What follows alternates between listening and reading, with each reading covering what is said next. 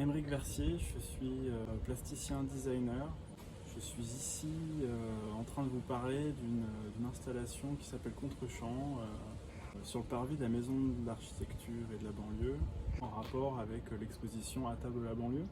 Il m'a été demandé de penser une installation qui avait comme contrainte de contenir de la terre et des plantes alimentaires. J'ai découvert Atismons là en 2021 tout juste. Et j'ai été plutôt saisi par une forte densité de bâtiments, d'architecture, de construction et des zones, des espaces de passage. Cette chose qui m'a frappé et que j'ai voulu retransmettre, réintégrer dans le projet, ce rapport à la circulation, ce rapport à des espaces très occupés et des petits espaces de circulation. Et j'imagine un troisième espace qui serait celui de l'épaisseur de ces volumes, de ces espaces donc habités par la terre et les plantes et cette production alimentaire. Donc sur l'épaisseur des bas-reliefs qui sont gravés, qui reprennent des plans d'Atismons. Pour certains, d'autres c'est des choses un peu plus libres au niveau de la représentation et de l'organisation des espaces qui peuvent être représentés là et des espaces de circulation.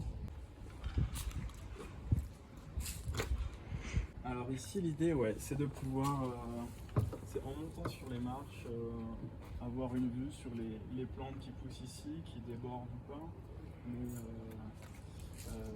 tout à coup de faire deux pas, un effort pour apercevoir des plantes à un niveau où on n'a pas l'habitude de les voir.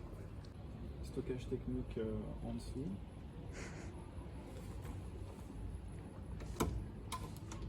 J'utilise à la fois des matériaux de récupération et du bois acheté en Syrie.